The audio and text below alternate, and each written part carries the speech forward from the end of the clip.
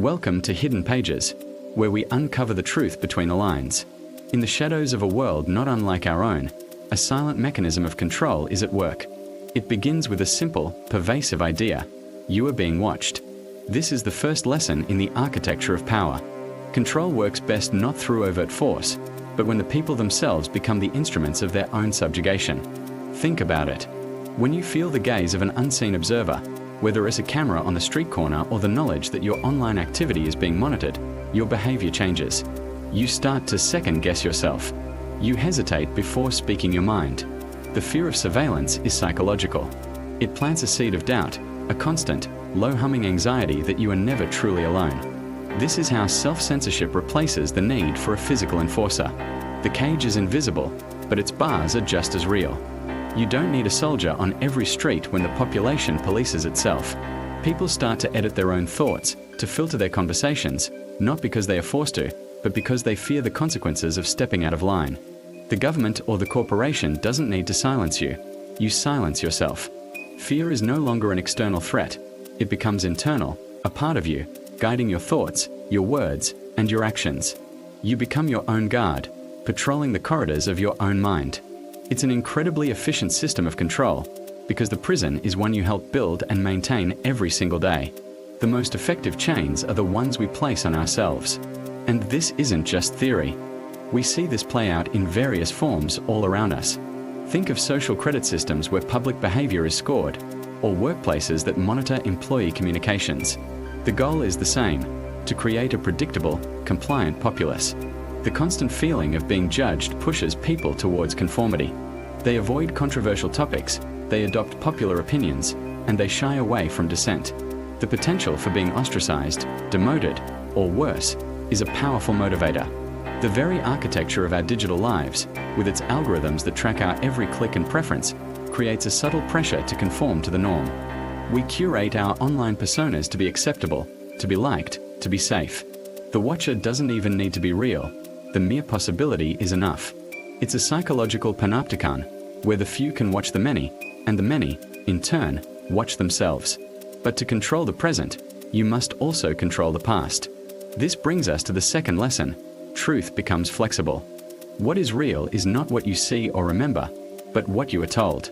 History is not a record of what happened. It is a script, constantly rewritten to serve the needs of the now. Yesterday's heroes are today's traitors. Yesterday's allies are today's enemies. The narrative can be shifted overnight. Statues are torn down, textbooks are rewritten, and official records are altered. The goal is to erase any memory of a time before the current regime, to make the present feel inevitable and eternal. If you can't remember a different past, you can't imagine a different future. Facts become fluid, reshaped through the relentless power of repetition. A lie told 1,000 times does not become the truth, but for many, it becomes reality. This is the power of propaganda, amplified in our modern age by social media and 24-hour news cycles. A narrative is chosen, and then it's repeated across every available channel, drowning out all other voices. Contradictory evidence is dismissed as misinformation or the work of enemies. Experts who disagree are discredited. Over time, the constant barrage of the official story wears down resistance. It becomes easier to believe than to question. In this world, people learn to accept contradictions, to hold two opposing beliefs at the same time, because this cognitive dissonance is the price of safety. To question is to risk everything. To accept is to find a fragile peace in a world built on lies. This mental gymnastics becomes a survival skill. You know something is false, but you act as if it's true because everyone else does. It's a collective performance, a shared delusion that holds society together. You learn to ignore the inconsistencies, to look the other way, because acknowledging the lie would mean acknowledging the terrifying fragility of your entire world. It's a trade-off, your intellectual integrity in exchange for a sense of belonging and security. But surveillance and lies alone are not enough. That's a topic for our next video. We'll explore the next layer in this architecture of control, and how it solidifies power in ways you might not expect. With the seeds of surveillance and flexible truth now firmly planted, the system moves on to its next phase, cultivating its most potent and terrifying crop: obedience.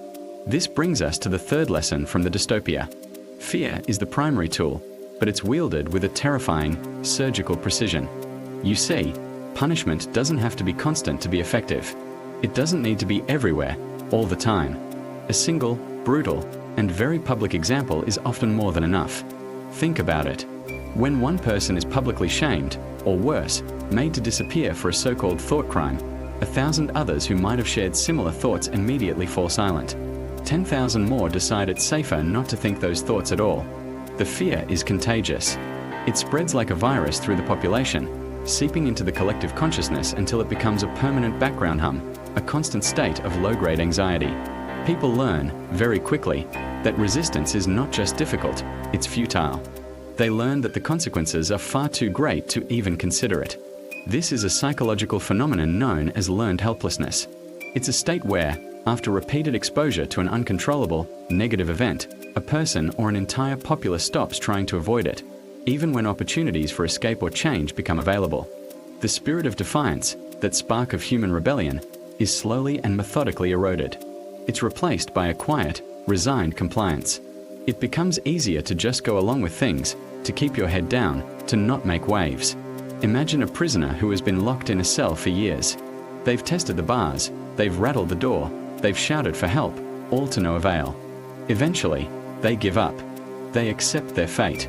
Then, one day, a guard forgets to lock the door. It's slightly ajar. An opportunity for escape, a real one, finally presents itself. But the prisoner doesn't even notice. Or if they do, they dismiss it. They don't even try the handle. Why? Because the cage is no longer external. The bars are no longer made of steel. The cage has been built inside their own mind. The belief that escape is impossible has become more powerful than the physical reality of the unlocked door. This is the ultimate goal of control through fear, to make the prison self-enforcing. Once that will to resist is shattered, once the population has internalized its own cage, the final and most insidious stage of control can begin. This is the deconstruction of the self. And that brings us to lesson 4. Identity itself is engineered. To truly control a population, you can't just control their actions, you must control their thoughts. And the most fundamental way to control thought is to control the language that makes thought possible. This is achieved by systematically shrinking the vocabulary.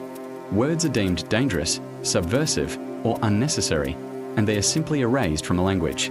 Think about the word freedom. What if that word just disappeared from all dictionaries, all books, all conversation? How could you even desire freedom if the very concept, the word that encapsulates it, has been removed from your lexicon? How can you formulate a rebellious thought if you lack the words to express dissent, to question authority, to articulate injustice? The tools for rebellion are stolen from your mind before the rebellion can even be conceived. Your thinking is confined to a smaller and smaller box, defined by the approved language. It's not just the intellectual capacity that's targeted. Emotional expression, too, is brought under strict regulation. Powerful, deep-seated emotions like love, passion, and loyalty are dangerous because they create bonds between people that exist outside of the state's control. So, these emotions are systematically redirected.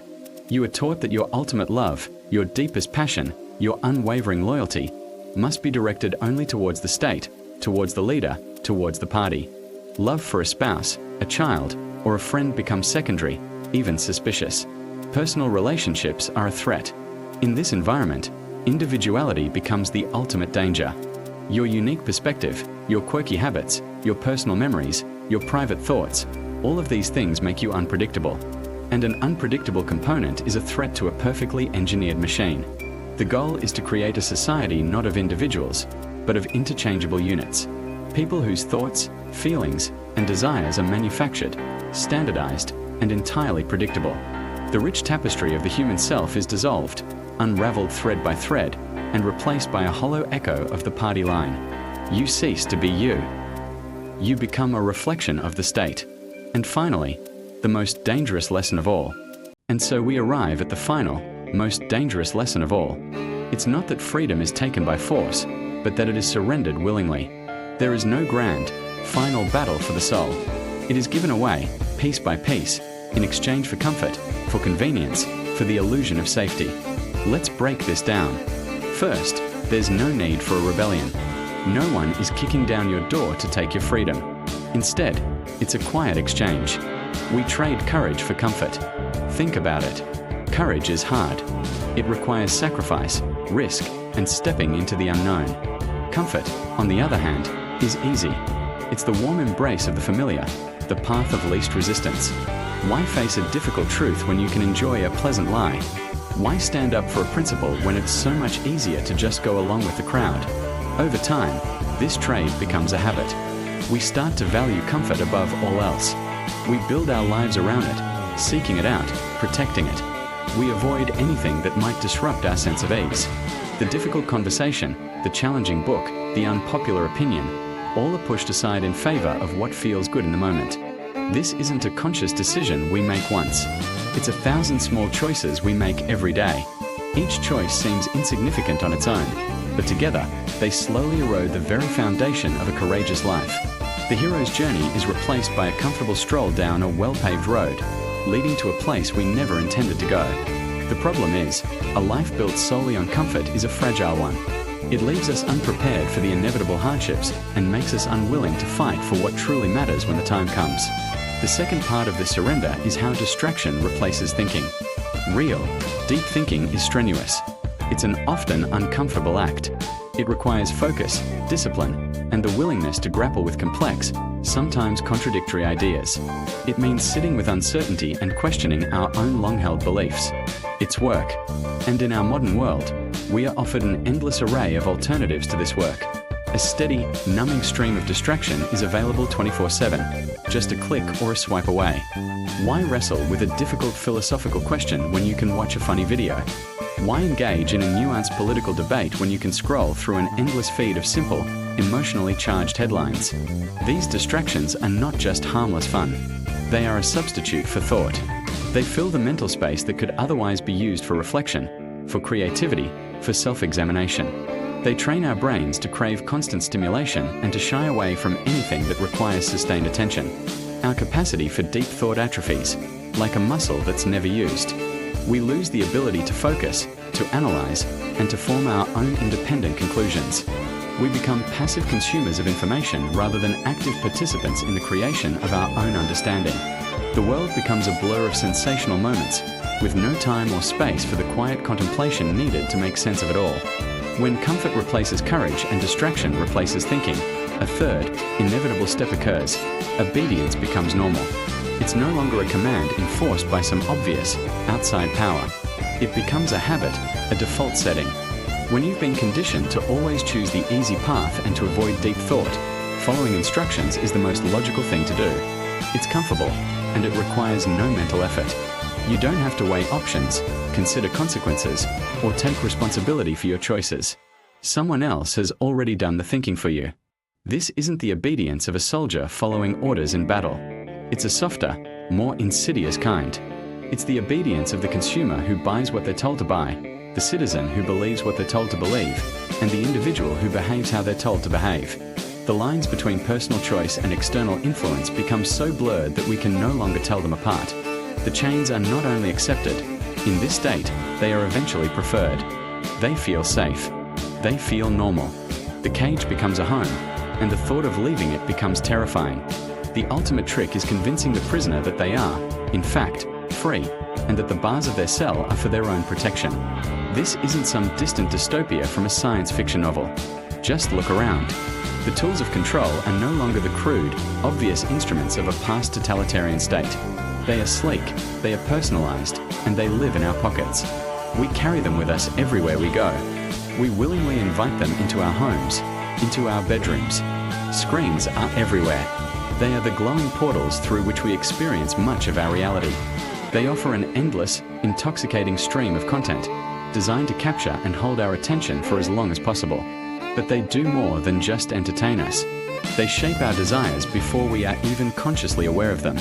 They create needs we never knew we had, and then they offer us the perfect product to satisfy them. They present us with idealized images of life, love, and success, setting an impossible standard that keeps us perpetually dissatisfied and always striving for more. And behind these screens are the algorithms, the invisible architects of our modern reality. These complex codes curate what we see, what we read, and ultimately, what we believe. They learn our preferences, our biases, and our vulnerabilities with terrifying precision. Then, they feed us a personalized diet of content designed to keep us engaged. reinforcing our existing beliefs and slowly, subtly shifting our perspective. We think we are exploring a vast world of information, but we are often just walking in circles inside a carefully constructed echo chamber designed just for us. The algorithm doesn't want to challenge you, it wants to please you. And in pleasing you, it makes you more predictable, more manageable, and more profitable. It's a gentle, almost invisible hand guiding our thoughts, shaping who we become without us ever realizing we are being led. Then there's social pressure, amplified 1,000 times over by the digital network.